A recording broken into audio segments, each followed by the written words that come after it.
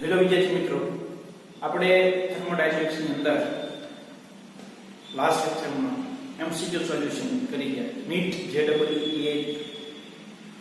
એ ના એમ્સ ના, બરોબર.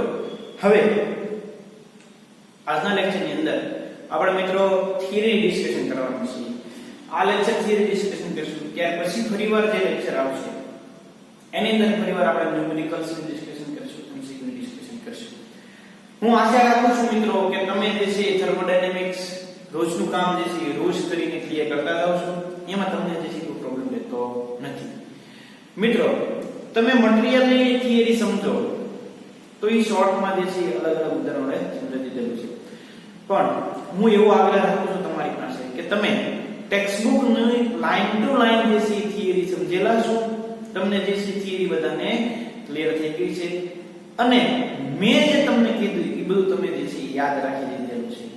અમુક કામનું નહીં હોય તો મેં તમને જે છે એક કરાયું પણ નહીં હોય, અથવા તો હું ઝડપથી જે છે સ્લાઇડ રીડ કરી ગયો છે, એવું બધું હશે. તમને જે છે મેં સમજાવ્યું હોય તમને ખ્યાલ પડી ગયો હોય કે આ વસ્તુ આપણે 100% જે છે ક્લિયર કરી નાખવાની છે. આમાં આપણને કોઈ ડાઉટ રહેવો જોઈએ નહીં. એ રીતે જે છે તમે કામ કરી નાખવું છે. અને એના આધારે તમે મટીરીયલમાં જે છે થિયરી જોતા જતા હશો તો તમને બધાને એ પણ અંદાજ આવતો હશે કે કેવી રીતે જે છે ક્વેશ્ચન પૂછાય. આ થિયરી હું તમને ભણાવું, ટેક્સ્ટબુક ની લાઈન ટુ લાઈન આપણે સમજી ગયા કેવો ક્વેશ્ચન આવે, કઈ રીતે પૂછાય થિયરી ની અંદર. એના માટે મિત્રો તમે મટીરીયલ માંથી જે છે એ વસ્તુ તમારે જોઈ લેવું અને તમે જોતા હશો એટલે તમને બધાને જે છે અંદાજ આવતો. 2 માર્કમાં આવો ક્વેશ્ચન હું તમને કહેતો જાઉં છું, છતાં પણ તમારે જે છે મટીરીયલ માંથી એક વખત ચેક કરી લેવાનું અને ટેક્સ્ટબુક ની લાઈન ટુ લાઈન સમજી લેવાનું. કારણ આપણો ટાર્ગેટ એવો છે એક પણ પોઈન્ટ, એક પણ વસ્તુ જે છે મિસ ન થવી જોઈએ. આપણને જે બધાને દરેક પોઈન્ટ જે ક્લિયર થઈ જવા જોઈએ. ઓકે, તો લાસ્ટ લેક્ચરની અંદર મિત્રો આપણે સ્વયંપૂર્ણતા સ્પોન્ટેનિટી ની જે ડિસ્કશન કરતા હતા. એમાં ત્યાં એક આપણે એવું કોઈ પણ એક પ્રેરક બળ છે જેના કારણે સ્વયંપૂર્ણતા જે છે એ હોય, પ્રક્રિયા જે છે કેવો હોય, આપમેળે થતો હોય. તો એ પ્રેરક બળ છે શું, એ કયું પ્રેરક બળ છે એની ડિસ્કશન હવે આપણે આગળ લઈ જવા માંગીએ છીએ. એટલે નવો એક ટોપિક આપણે ડિસ્કશન કરીએ છીએ, એન્ટ્રોપી અને સ્વયંપૂર્ણ. હવે કોઈ પણ પ્રક્રમ એ સ્વયંપૂર્ણ પ્રક્રમ છે. કેવો પ્રક્રમ?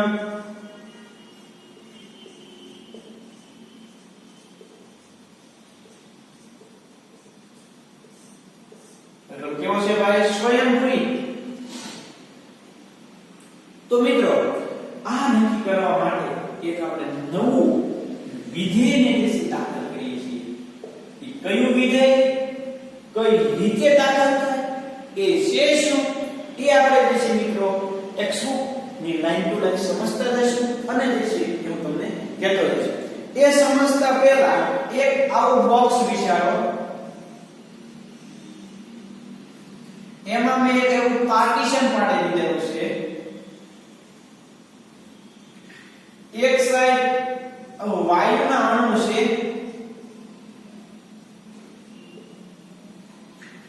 બ્લેક કલર ના દેખાય છે. એક સાઈડ આવા જે છે બ્લુ કલર ના દેખાય. બે વાયુ જે છે અલગ અલગ.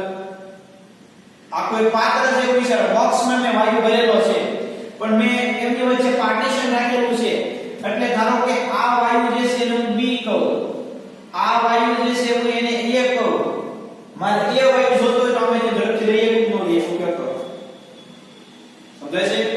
એ વાયુ ઝડપથી અમે લઈએ કારણ કે બે અલગ અલગ જ છે. એક આ પાર્ટમાં છે, એક બીજા પાર્ટમાં છે. આ જે પડદો રાખ્યો ને એને હું વિભાજન કહું. પડદાને હું કહું વિભાજન. એટલે બંને વાયુને જે અલગ અલગ રાખે છે વિભાજિત કરીને, એ અને બી વાયુ. હવે મિત્રો આમાંથી મારે એ જોતો હોય તો હું એ ઝડપથી લઈ શકું, મારે આમાં બી જોતો હોય તો બી પણ હું ઝડપથી લઈ શકું. કોઈ પણ પ્રકારની મારે વાર ન લાગે કારણ કે બે અલગ અલગ છે. પણ આ ઈ નું ઈ બોક્સ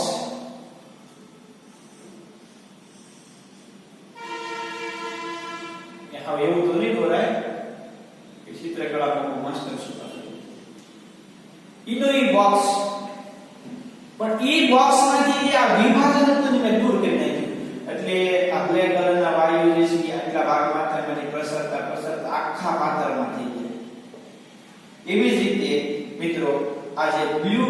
વાયુ હોય શરૂઆતમાં અહીંયા હતો આ પાર્ટમાં હતો એમાંથી પ્રસરણ પામતો આ આખા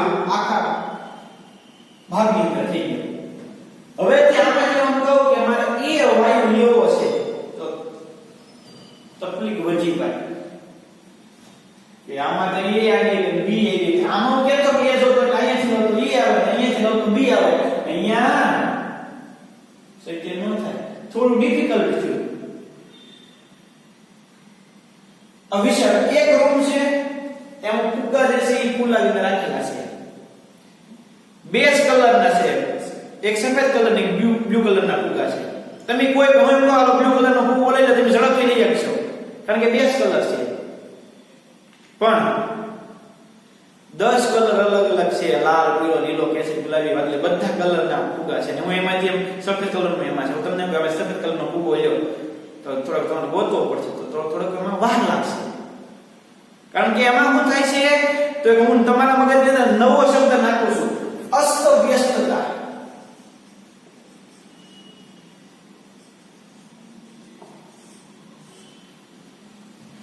આમાં અસ્તવ્યસ્તતા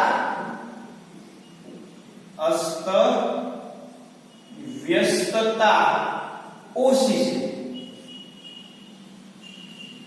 આમાં અસ્તવ્યસ્તતા વધારે છે એટલું ક્લિયર થઈ ગયું ઓલા બે ફુગા હતા ત્યારે ફિક્સ હતું એટલે કે એ ફુગા થોડાક વ્યવસ્થિત હતા કારણ કે આપણે ઝડપથી મેળવી શકતા હતા ફુગા વધ્યા કલર વધ્યા અસ્તવ્યસ્તતા વધી એટલે આપણને જે શ્યોરિટી જોતી હતી કામમાં એ શ્યોરિટી એ ચોક્કસતા આપણને મળતી નથી એટલું ક્લિયર થઈ ગયું બે ઉદાહરણને આધારે તમારા માઇન્ડની અંદર હવે આપણે થિયરીમાં જઈએ હું જ્યારે પ્રેરક બળ નક્કી કરું છું હું વિધેય દાખલ કરું છું એના માટે મિત્રો હું એન્થાલ્પી ફેરફાર જે છે એન્થાલ્પી ફેરફાર એ 0 લઉં છું કેટલો લઉં છું એન્થાલ્પી ફેરફાર 0 અને કોઈ પણ પ્રક્રિયા આપમેળે થાય છે પ્રક્રિયા સ્વયંપૂરિત હોય એટલે એન્થાલ્પી ફેરફાર નથી થતો સતત પ્રક્રિયા સ્વયંપૂરિત હોય તે કેમ એ હવે નક્કી કરવા જઈ રહ્યો છું ડેલ્ટા S બરાબર શું લઈ લઉં છું 0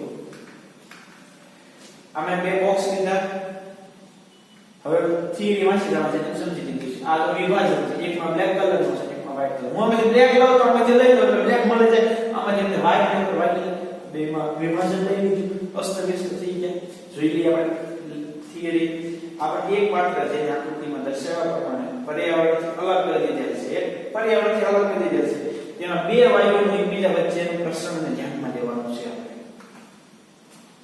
બે વાયુ A અને B કાળા અને સફેદ તબક્કા તરીકે અનુક્રમે છે અને તેમને ખસી શકે તેવા વિભાજન વડે અલગ કરેલા છે પહેલી આકૃતિમાં અલગ કરેલા છે બીજી આકૃતિમાં વિભાજન લઈ લીધું એટલે વાયુઓનું પ્રસરણ થયું એટલે અમુક સમય પછી E સ્થિર થઈ જશે એટલે કે અમુક સમય પછી પ્રસરણ કેવું થઈ જશે પૂર્ણ થઈ જશે આ પ્રક્રિયાને તપાસીએ તો વિભાજન પહેલા આપણે જો ડાબી બાજુના પાત્રમાંથી વાયુ લેવાનો પ્રયત્ન કર્યો તો ચોક્કસ રીતે ઈ જ અણુ આવી શકે અહીંથી માન લેવો તો એક ચોક્કસ અણુ આવી શકે એ લેવો એ લઈ શકું બી લેવો તો બી લઈ શકું પણ વિભાજન લઈ લીધા પછી શું થાય છે એટલે કે ડાબી બાજુના પાત્રમાંથી વાયુનો અણુ લેવાનો પ્રયત્ન કર્યો હોય તો આપણે ચોક્કસ રીતે વાયુનો અણુ એ લઈ શકીએ એ જ પ્રમાણે જમણી બાજુથી વાયુ લેવાનો પ્રયત્ન કર્યો હોય તો આપણે બી વાયુ લઈ શકીએ પરંતુ વિભાજન ખસેડી લીધા પછી પાત્રમાંથી અણુઓ લેવાનો પ્રયત્ન કરીએ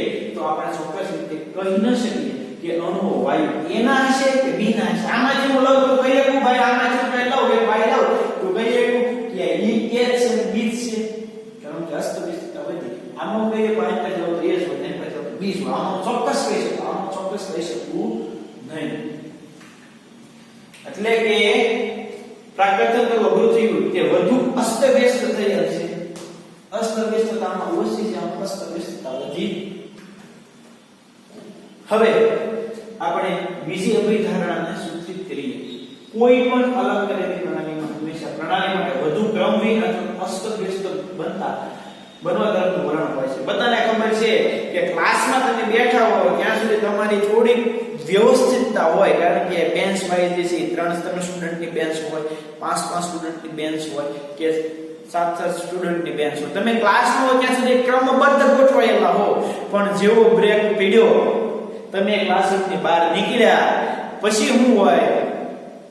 રામ રાજને પ્રજા સુખી ભાઈ, અંધરી નગરીને ગંડુ રાજા. પછી કોઈ કોઈનું નથી ધાર્યું કરે નહીં, બધા આડે ધડ મેદાનમાં દોડતા હોય, કારણ કે પછી એમાં ક્રમબદ્ધતા જળવાતી નથી.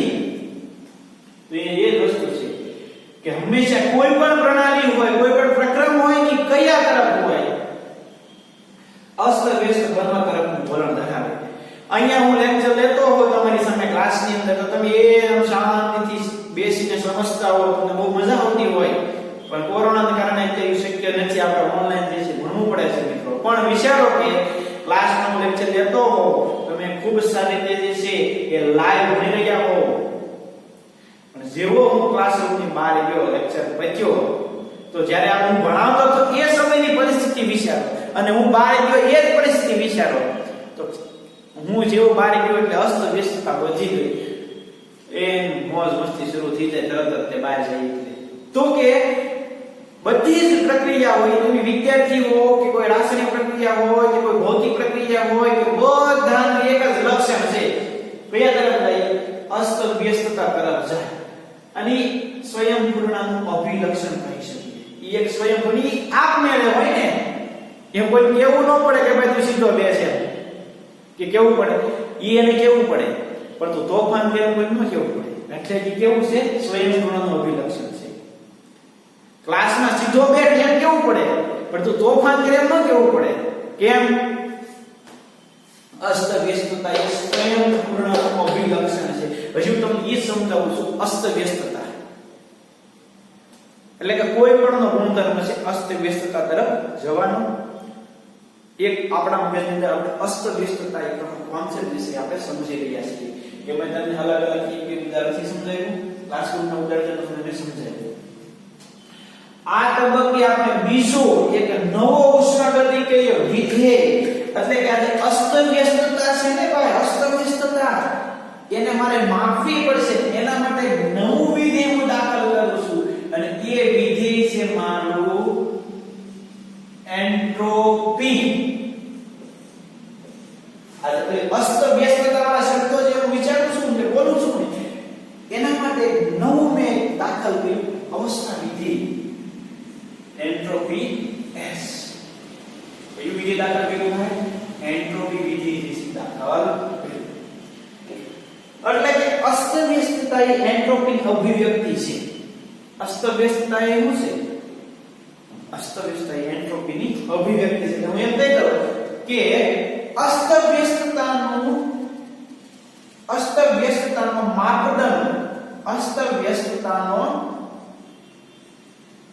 માપદંડ એટલે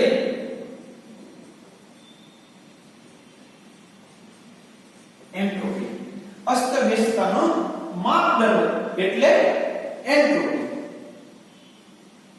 અસ્ત વ્યસ્તતાનો માપદંડ એટલે એન્ટ્રોપી. એન્ટ્રોપીની વ્યાખ્યા થઈ ગઈ. તો કે અસ્ત વ્યસ્તતા એન્ટ્રોપીની અભિવ્યક્તિ છે. આના માનસિક ચિત્રની રચના માટે આપણે વિચારીએ કે એન્ટ્રોપી પ્રણાલીમાં ક્રમવિહીનતા અથવા અસ્ત વ્યસ્તતાનું માપ છે. એટલે કે અસ્ત વ્યસ્તતાનું માપદંડ એટલે એન્ટ્રોપી. અસ્ત વ્યસ્તતાનું માપન એટલે શું કહેવાય? એન્ટ્રોપી. તમારા મગજની અંદર પહેલા અસ્ત વ્યસ્તતાનો કોન્સેપ્ટ મે સેટ કર્યો. હવે એનાથી હું તમને નવા અવસ્થા વિધેય લઈ ગયો. ઈ અવસ્થા વિધેય એટલે એન્ટ્રોપી. અવ્યવસ્થાનો માપદંડ બીજો એમ પણ કહેવાય. અસ્ત વ્યસ્તતાનો માપદંડ, અવ્યવસ્થાનો માપદંડ એટલે એન્ટ્રોપી. અલગ કરેલી પ્રણાલીમાં જેટલી વધારે અસ્ત વ્યસ્તતા તેટલી વધારે એન્ટ્રોપી. જેમ અવ્યવસ્થા વધે એન્ટ્રોપી વધે. જ્યાં સુધી રાસાયણિક પ્રક્રિયાઓનો સંબંધ છે ત્યાં સુધી આ એન્ટ્રોપી ફેરફાર પ્રક્રિયકોના પરમાણુ અથવા તો આયનોની ભાત ડિપ્ઝોના પરમાણુઓનો ફેરફાર તરીકે ગણી શકીએ. હવે વિચારો, અહીંયા જોવો ભાઈ, અહીંયા જોવો. હું તમને નવું ઉદાહરણ આપું. બધાને બરફનું તો ખબર જ હશે. બરફ એટલે પાણીને જે ફ્રીજમાં મૂક્યું એટલે પાણીના અણુ એક ચોક્કસ પ્રકારની ભાતથી જે ગોઠવાયેલા હશે. એક ચોક્કસ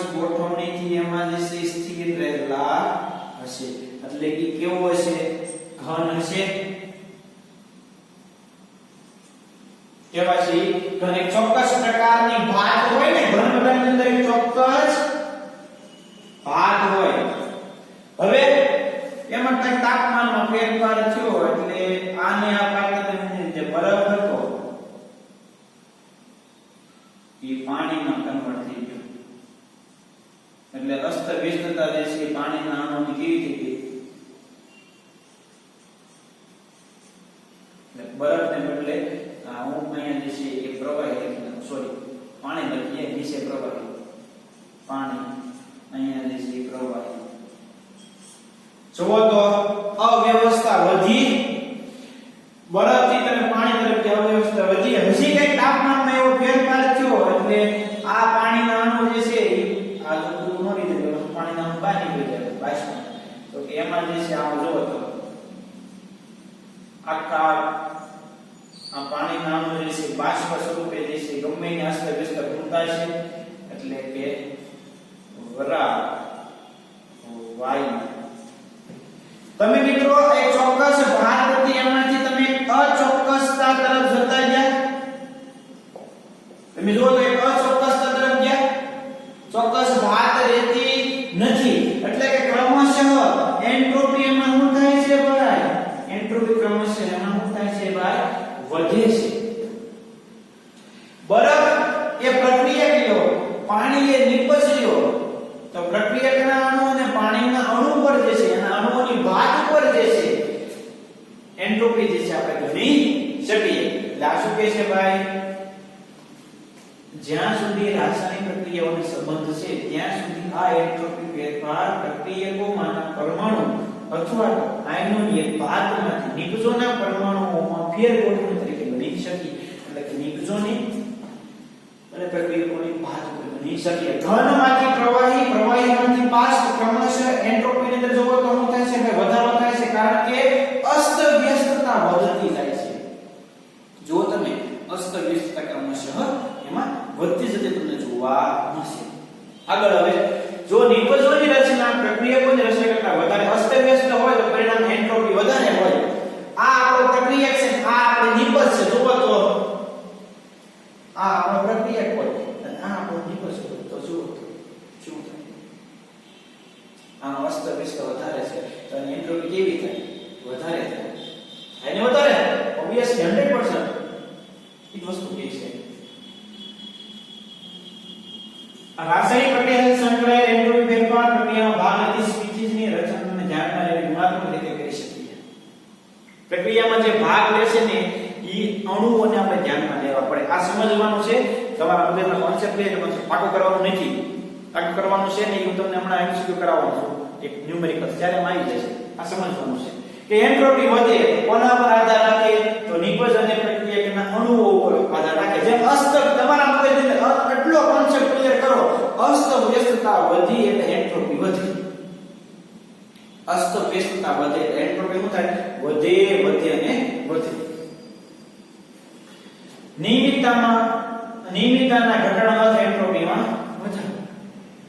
એટલે નિયમિતતા ઘટી, જો શબ્દ બદલ્યો હોત તો એ માટે કન્ફ્યુઝન થશે. નિયમિતતા ઘટી એટલે મિત્રો આ નિયમિતતા ઘટી એટલે શું કહેવાય, તો કે અનિયમિતતા વધે એન્ટ્રોપીમાં શું થાય, વધારો થાય. તો મેં તમને એ તો ક્યારે કહું છું, ઘનથી પ્રવાહી, પ્રવાહીથી વાયુ, અસ્તવ્યસ્તતા વધી એન્ટ્રોપી વધે. આમાં વધી એન્ટ્રોપી અસ્તવ્યસ્તતા વધી. અવ્યવસ્થા વધે, ક્લાસમાં તમે બેઠો અવ્યવસ્થા ઓછી, એન્ટ્રોપી ઓછી. ક્લાસ પૂરો થયો, બ્રેક પડ્યો, અસ્તવ્યસ્તતા વધી, એન્ટ્રોપી વધી. પદાર્થ સ્ફટિકમય ઘન અવસ્થા સૌથી ઓછી એન્ટ્રોપી ધરાવે છે, વાયુમય અવસ્થા સૌથી વધુ એન્ટ્રોપી ધરાવે છે. અહીં કમ્બાઈન કરી ટોપિકને નહીં પડે ખ્યાલ લખી નાખવાનો. આની એન્ટ્રોપી કેવી હોય, સૌથી ઓછી લખી નાખી. સૌથી ઓછી એન્ટ્રોપી કોની, ઘનની, કોની, બરફની. વરાળ કેવો છે, વાયુ છે. અચોક્કસતા વધી, એન્ટ્રોપી વધી એટલે કે સૌથી વધુ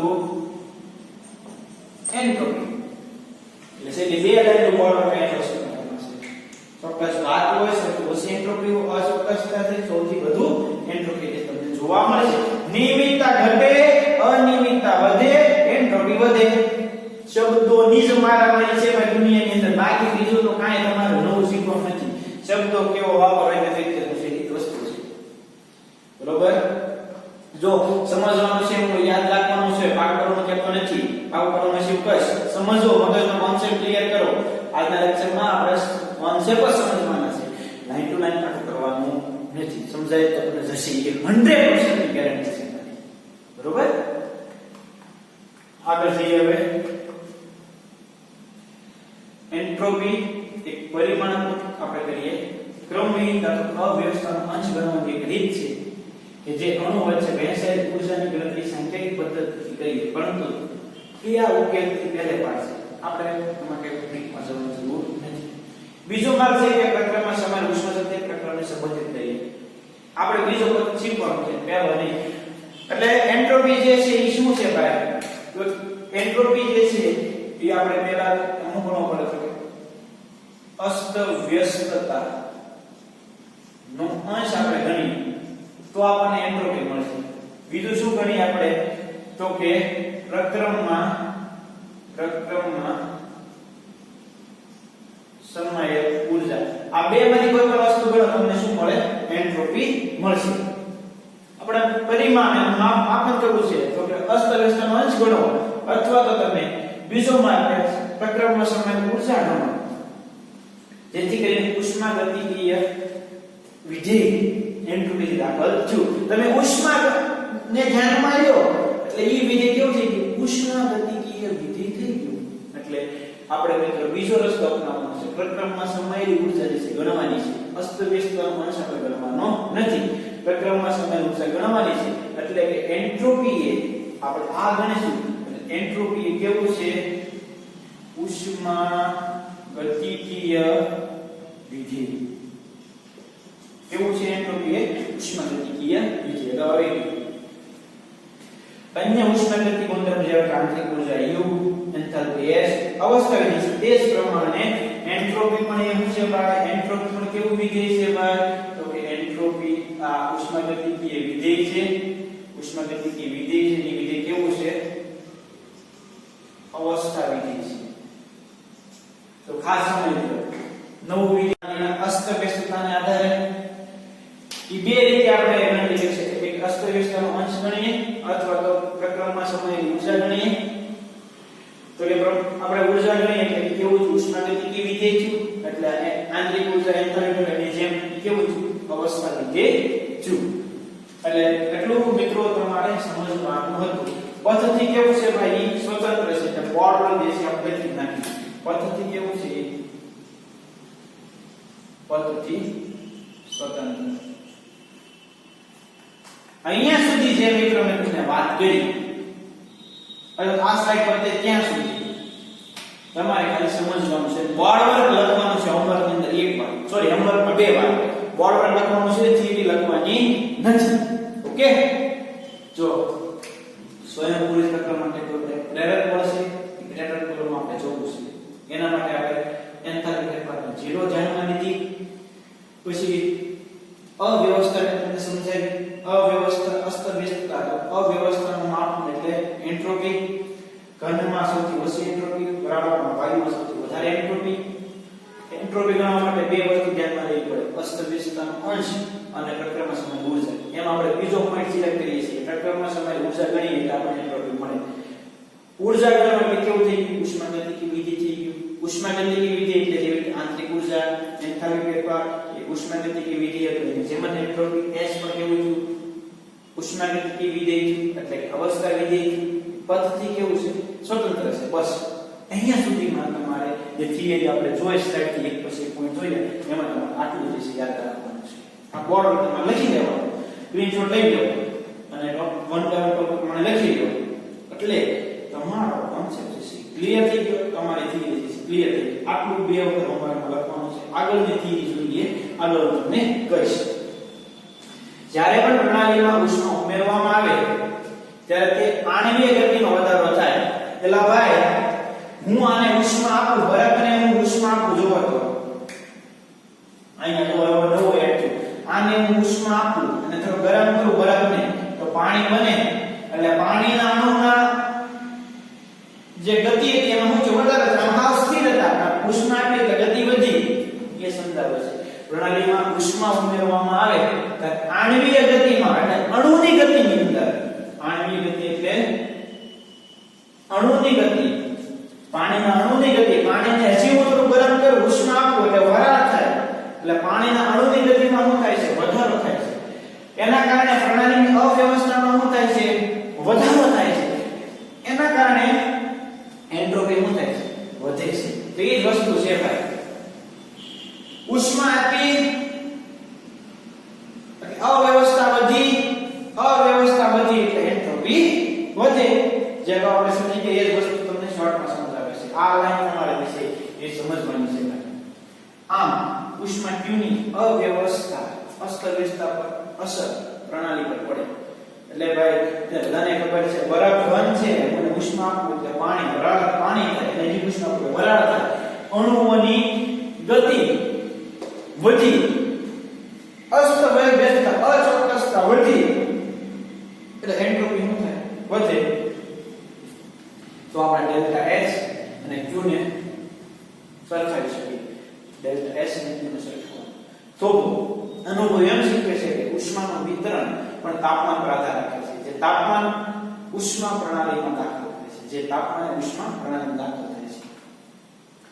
આમ ઊંચા તાપમાને રહેલી પ્રણાલી નીચા તાપમાને રહેલી પ્રણાલી કરતાં વધારે અસ્તવ્યસ્તતા ધરાવે છે. આપણે બધાને ખબર છે બે બરફના પાત્ર લીધા હતા, એકમાં હું 10 અંશ સેલ્સિયસ તાપમાન વધારું, એકમાં હું 20 અંશ સેલ્સિયસ તાપમાન વધારું. જેમાં તાપમાન વધારે એમાં અવ્યવસ્થા વધારે થાય, ઓબ્વિયસલી છે. હું પાણીને 50 અંશ સેલ્સિયસ તાપમાને ગરમ કરું ને એકમાં હું 80 અંશ સેલ્સિયસ તાપમાને કરું, તો આ પાણીમાં વધારે વરાળ થશે, વધારે વરાળ થાય તો શું થાય, અસ્તવ્યસ્તતા વધે. આમ તાપમાન પ્રણાલીના કણોની અસ્તવ્યસ્ત ગતિનું સરેરાશ માપન છે. તાપમાન એ શું છે ભાઈ, તાપમાન તો કે પ્રણાલીમાં કણોની ગતિનું અસ્તવ્યસ્ત ગતિનું જે છે સરેરાશ માપન છે. અણુ તો અસ્તવ્યસ્ત ગતિ કરતા હોય, આ અણુ જે છે અહીંયા જાય કોઈ પણ જગ્યાએ જઈ શકે, એનું કોઈ ચોક્કસ ફિક્સ ન હોય, એનું માપન સરેરાશ માપન એટલે તાપમાન. નીચા તાપમાને રહેલી પ્રણાલીમાં ઉષ્મા ઉમેરવામાં આવે તો જો સરખા જથ્થામાં ઉષ્માને ઊંચા તાપમાને ઉમેરવામાં આવે અસ્તવ્યસ્તતા વધે. અને આ દર્શાવે છે કે એન્ટ્રોપી ફેરફાર તાપમાનના વ્યસ્ત પ્રમાણમાં છે. એન્ટ્રોપી ફેરફાર, જો આ ખાલી એન્ટ્રોપીની વાત કરે છે, હવે આપણે ડેલ્ટા S એટલે એન્ટ્રોપી ફેરફાર તાપમાનના વ્યસ્ત પ્રમાણમાં અને પ્રતિવર્તી પ્રક્રિયામાં ઉષ્માના સમપ્રમાણમાં હોય એટલે નવું સમીકરણ દાખલ થયું, ડેલ્ટા S Q/T. પણ મિત્રો આપણે જો એન્ટ્રોપી ગણવી હોય તો આપણે સિસ્ટમ એટલે કે પ્રણાલી અને પર્યાવરણની બંને ગણવી પડે. તો ટોટલ એન્ટ્રોપી બરાબર પ્રણાલીની એન્ટ્રોપી અને પર્યાવરણની એન્ટ્રોપી. એટલે મિત્રો તમે આ બાળકો જે લખી નાખ્યું હશે, બરોબર? તો અહીંયા જો એક નવું જે છે એક ઇક્વેશન આપણી પાસે આવે છે કે એન્ટ્રોપી એટલે ડેલ્ટા S બરાબર Q પ્રતિવર્તી પ્રક્રિયા /T. આ સમીકરણ આપણે યાદ રાખશું. અને તમારે ટોટલ એન્ટ્રોપી તમારે જે ગણવાની થાય ટોટલ, તો તમારે ડેલ્ટા S પર્યાવરણ અને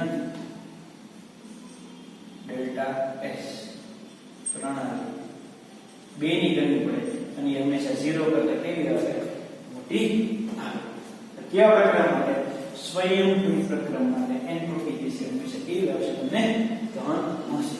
આપણે પર્યાવરણ અને પ્રણાલીની બંને એન્ટ્રોપીને ધ્યાનમાં લેવી પડે અને ટોટલ ડેલ્ટા S ટોટલ વિશે આપણે ગણવાનું.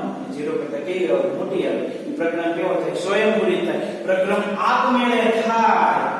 ક્યારે થાય, જ્યારે એન્ટ્રોપી આપણને ધન મળે. કઈ એન્ટ્રોપી, ડેલ્ટા S ટોટલ. એટલે મિત્રો આપણે બે સમીકરણ મેં અહીંયા લખી નાખ્યા છે, કારણ ન્યુમેરિકલ્સ ગણવાનું થશે ત્યારે જે આપણે અહીંયા લખી દઈશું, બરોબર? સમીકરણ બે આવ્યા છે યાદ રાખવાનું. ડેલ્ટા S કેવો ધન મળે તો સ્વયંભૂ પ્રક્રિયા હોય. સંતુલનમાં હોય તો જે છે ડેલ્ટા S બરાબર શું થાય 0 થાય. કેમાં હોય સંતુલનમાં તો ડેલ્ટા S બરાબર શું થાય 0 થાય. આપણે કહી શકીએ કે સ્વયંભૂત પ્રક્રમ માટે એન્ટ્રોપી વધે. સ્વયંભૂત પ્રક્રમ આપમેળે થતા પ્રક્રમ માટે એન્ટ્રોપી વધે, સંતુલન કેવી થાય મહત્તમ થાય અને એન્ટ્રોપી ફેરફાર શૂન્ય થાય. એન્ટ્રોપી અવસ્થા વિધેય હોય કે આપણે પ્રતિવર્તી પ્રક્રમ માટે એન્ટ્રોપી ફેરફાર જેથી ગણી છે. સિસ્ટમ રિવર્સિબલ બંને માટે જે છે આપણે એન્ટ્રોપી ફેરફાર ગણી શકીશું. સમીકરણ આ થશે ડેલ્ટા S બરાબર q ReV ક્વોન્ટિટી. ખાસ મિત્રો યાદ રાખજો, આદર્શ વાયુ બંને પ્રતિવર્તી અને અપ્રતિવર્તી વિસ્તરણ સમતાપી પરિસ્થિતિમાં ડેલ્ટા U બરાબર શું થાય 0 થાય. આદર્શ વાયુ હોય તો પ્રતિવર્તી હોય કે અપ્રતિવર્તી હોય બંને માટે ડેલ્ટા U બરાબર શું થાય 0 થાય. પણ એન્ટ્રોપી એટલે ડેલ્ટા સિસ્ટમ અપ્રતિવર્તી પ્રક્રિયા માટે શૂન્ય નથી. એટલે યાદ રાખજો ભાઈ, યાદ રાખજો, ખાસ સમજવાનું ડેલ્ટા S ટોટલ પ્રક્રમ કેવો છે અપ્રતિવર્તી નોટ ઇક્વલ ટુ શું છે ભાઈ 0 છે. મિત્રો ડેલ્ટા U બરાબર 0 થાય, ડેલ્ટા U બરાબર શું થાય 0 થાય એટલે આપણે નક્કી નહોતા કરતા કે એ પ્રતિવર્તી છે પ્રક્રમ કે અપ્રતિવર્તી છે. ડેલ્ટા U બરાબર શું છે 0 છે એટલે આપણે નક્કી નહોતા કરી શકતા કે એ પ્રક્રમ કેવો છે પ્રતિવર્તી છે એટલે કે પ્રક્રિયકમાંથી નિપજ બને R2P એટલે R માંથી P પણ થાય, P માંથી R પણ થાય અને કહેવાય પ્રતિવર્તી.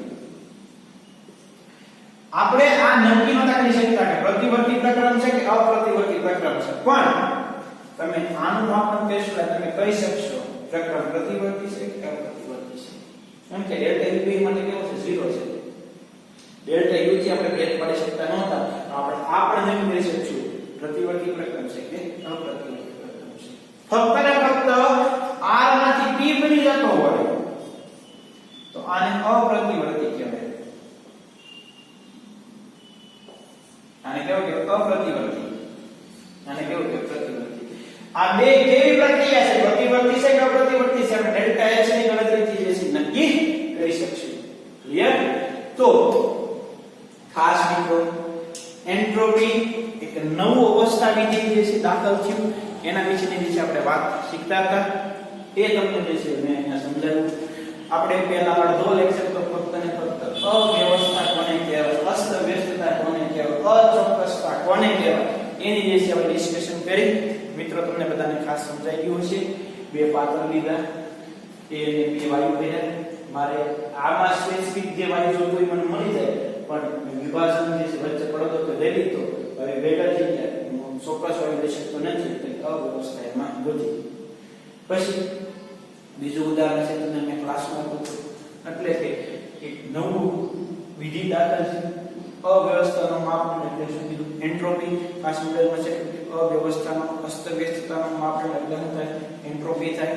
પછી એક સિમ્પલ અને સાદું ઉદાહરણ છે પાણીમાંથી બરફ અને વરાળ થાય તો કે બરફમાં અણુની ચોક્કસ ભાગ હોય, ચોક્કસ ગોઠવણી હોય, એની ઉષ્મા ઓછી હોય એટલે કે એન્ટ્રોપી એની ઓછી હોય. ઉષ્મા આપો પાણી થાય પ્રવાહિત અવ્યવસ્થા વધી એટલે એની એન્ટ્રોપી વધે. હજી એને ઉષ્મા આપો વરાળ થાય એમાં પાણીના અણુઓની ગતિ વધી, આણ્વિય ગતિ વધી, અચોક્કસતા વધી, અસ્તવ્યસ્તતા વધી એટલે એન્ટ્રોપી સૌથી વધારે. એન્ટ્રોપી ગણવા માટે બે વસ્તુ ગણવી પડે, એક અસ્તવ્યસ્તતાનો અંશ અને બીજું પ્રક્રિયામાં સમાયેલ ઊર્જા.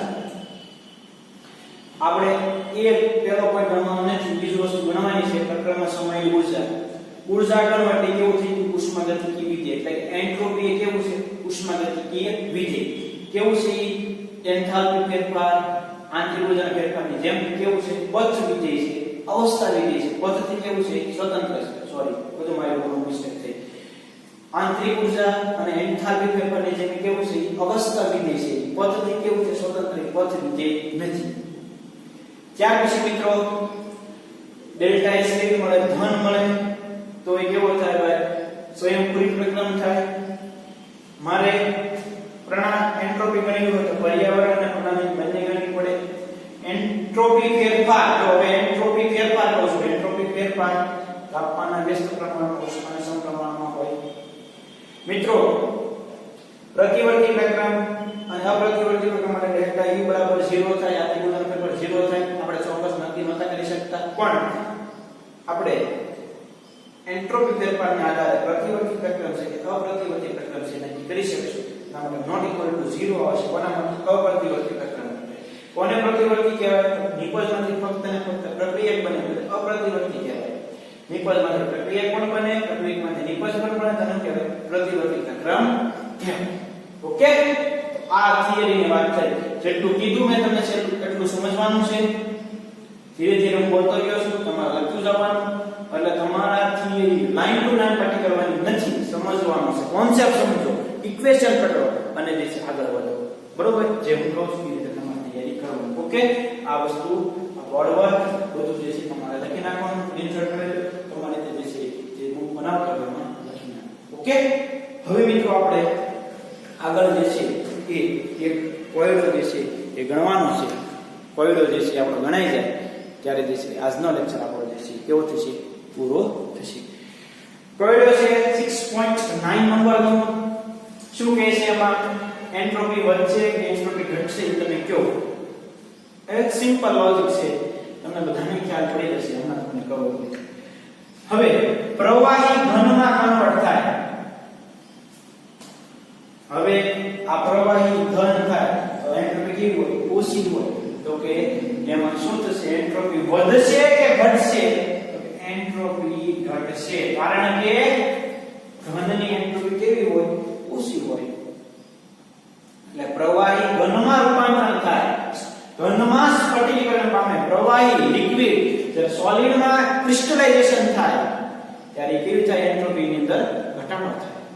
બીજું 0 કેલ્વિન થી તમે 115 કેલ્વિન તમે તાપમાન વધાર્યું. અહીંયા જોવો ભાઈ, પાણીમાંથી વરાળ થાય એટલે તાપમાન વધ્યું ત્યારે, બરફમાંથી પાણી તાપમાન વધે ત્યારે તો તમને બધાને ખબર પડે કે એમાં એન્ટ્રોપીની અંદર શું થાય ભાઈ? વધારો થાય. એન્ટ્રોપી શું થાય? એમાં વધે છે. બાકો યસ. અહીંયા પ્રક્રિયા સોલિડ હતો.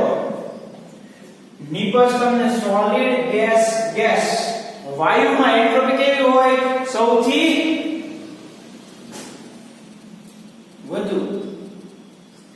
પ્રક્રિયા તો બધા સોલિડ જ હતા, પણ વાયુમાં તમને મિત્રો નિપજ મળી એટલે એન્ટ્રોપી વધે કે ઘટે? તો કે એન્ટ્રોપી ભાઈ વધે અને વધે છે.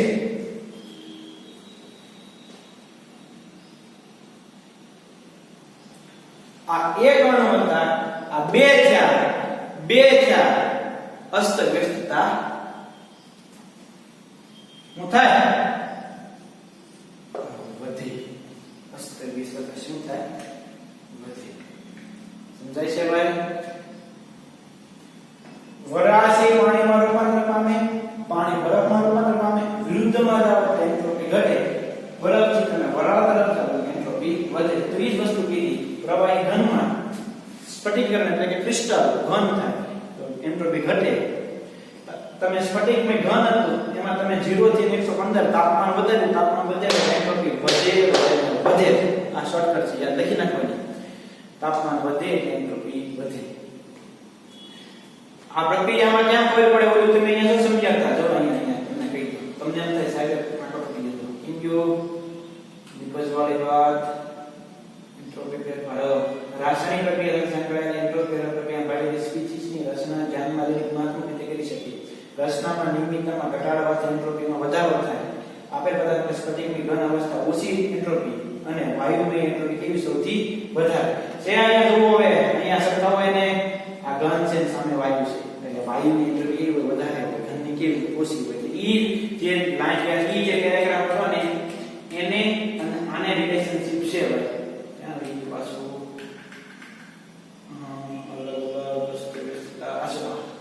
આ પેરાગ્રાફ અને આ જે કોયડો છે ને એને એટલે તમને સમજાઈ જવું જોઈએ કોન્સેપ્ટ મગજમાં ક્લિયર થવો જોઈએ આ સોલિડ છે આ ગેસ છે એટલે એન્ટ્રોપી વધી આ 1 છે આ 2 છે એટલે એન્ટ્રોપી વધી બરોબર એકમાં ઘટશે બાકી ત્રણ ની અંદર જશે એન્ટ્રોપી ક્રમશઃ વધે અને વધે છે હવે કોયડા નંબર 6.10 6.10 હવે તમારા બધાને બોર્ડ પર લખેલું છે એટલે આપણે બોર્ડ પર લઈને આખું સાફ કરી નાખીએ એટલે જે છે આપણને એક જગ્યા રહેશે માની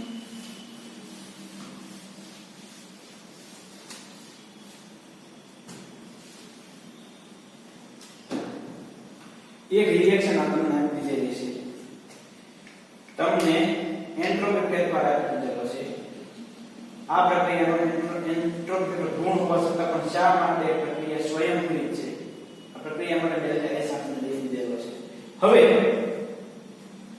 તમને ડેલ્ટા S આપી દીધેલો છે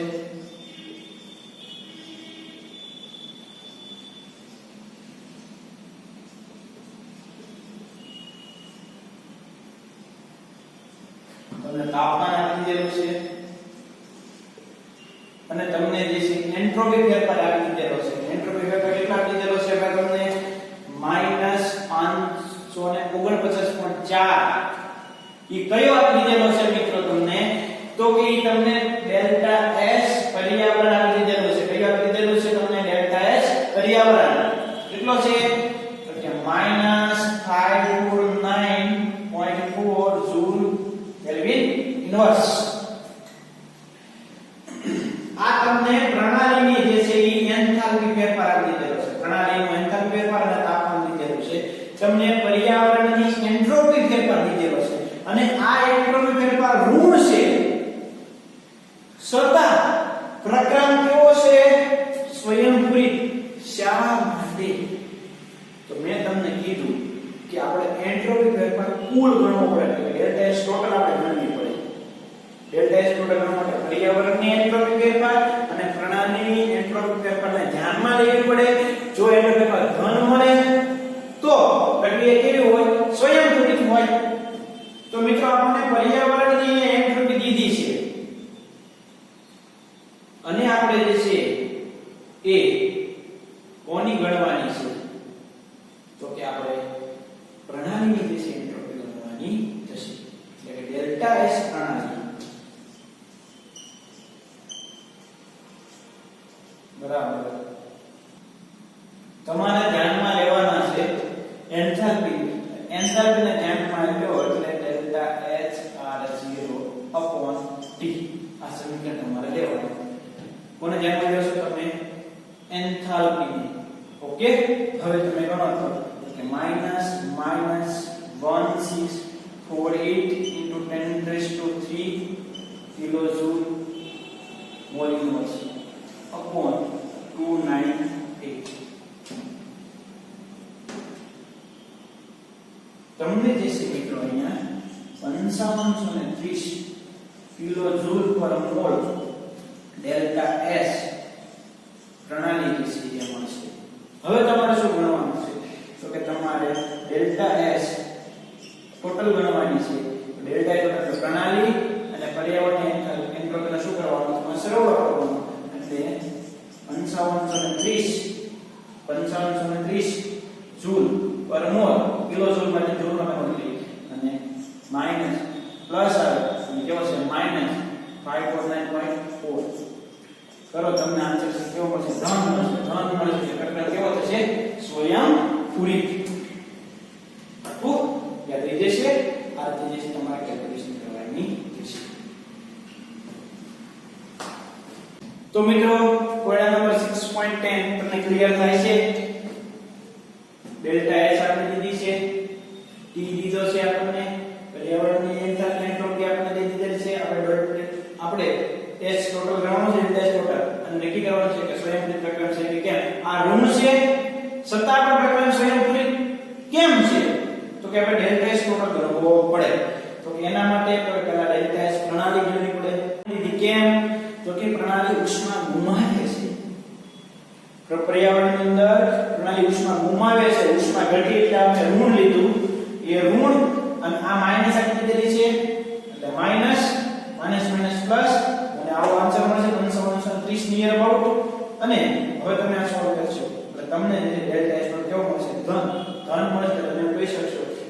તમારો પ્રકરણ જે છે કેવો છે સ્વયંભૂરી છે. તો મિત્રો આજના લેક્ચરની અંદર આટલું જે છે તમારે ખાસ બધાએ ક્લિયર કરવાનું, બરોબર. નેક્સ્ટ લેક્ચરમાં આનાથી આગળની થિયરી, એને લગતા કોયડા, એને લગતા ટેક્સ્ટબુકના દાખલા ડિસ્કશન કરશું અને સાથે સાથે અમુક એમસીક્યુ નું ડિસ્કશન કરતા જશું. દરેક મિત્રો અહીંયા સુધીનું ખાસ ફરજિયાત જે છે એ ક્લિયર કરી રાખવાનું. કોઈ પ્રકારનો ડાઉટ હોય તો પૂછી લેવાનો. પણ મિત્રો આપણા માટે થર્મોડાયનેમિક્સ આ ઈઝી ચેપ્ટર થઈ જવું જોઈએ. આજના લેક્ચરમાં બંને એટલું તમારે જે છે બોર્ડ વર્ક યાદ રાખવાનું છે. થિયરી લાઈન ટુ લાઈન પાકી કરવાની નથી, તમારે સમજવાનું છે. તમને સમજાઈ ગયું હશે.